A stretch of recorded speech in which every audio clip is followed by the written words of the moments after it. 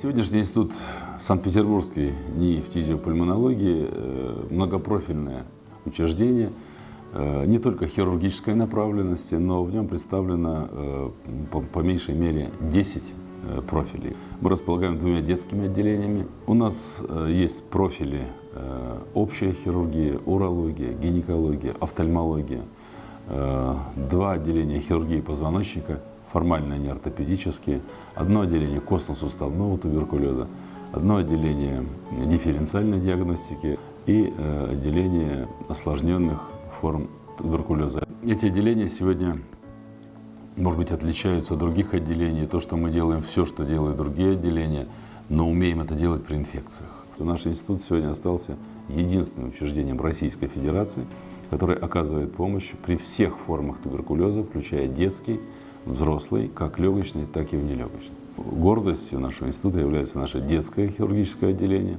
правильно сказать, клиника детской хирургии, которую возглавляет профессор Мушкин Александр Юрьевич. На сегодняшний день, наверное, мы должны говорить о том, что институт превратился в настоящее многопрофильное лечебное учреждение, а скорее сказать, диагностическое и потом уже лечебное учреждение, которое работает под лозунгом «Мы можем все, включая туберкулез».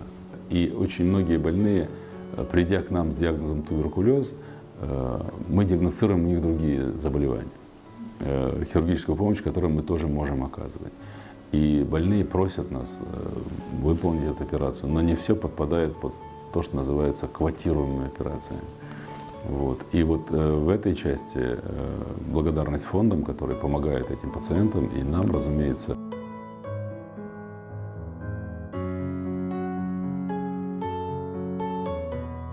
Если касаться тех детей, которые были оперированы при поддержке фонда, это совершенно разные дети, да? все 4 ребенка.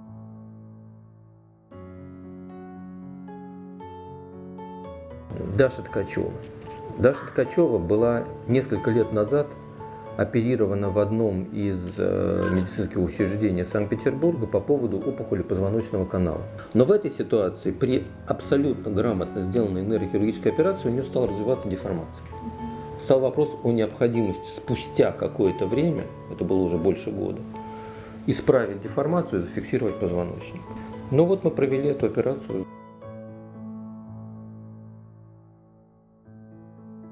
Лагрудинский – это травма, кататравма, то есть падение с высоты с переломом 7-го шейного позвонка.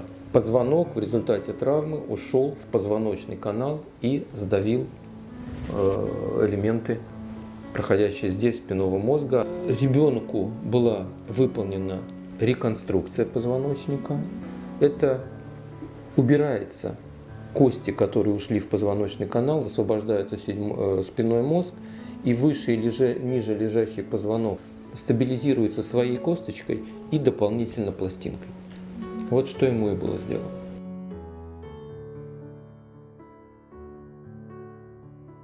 Ребенок был оперирован в периоде новорожденности по поводу спинномозговой грыжи.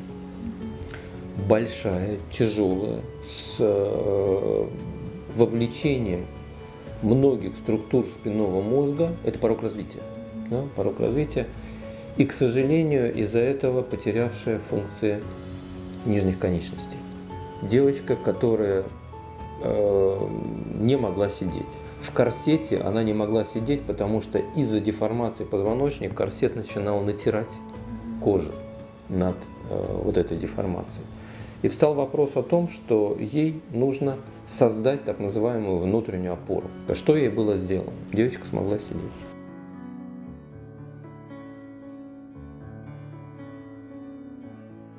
У Саши Зубков это перелом позвоночника у мальчика, который получал лечение по поводу злокачественной опухоли другой локализации. У него патологический перелом одного из поясничных позвонков. Мы полностью убрали этот позвонок, заместили спереди, сзади, зафиксировали, и он с точки зрения вот мобильности, у него все очень хорошо.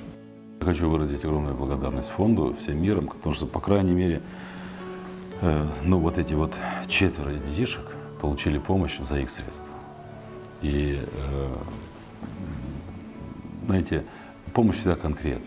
И Если есть хотя бы один человек, который может сказать этому фонду спасибо, это уже много. А тут их целых 4, и только в нашем учреждении.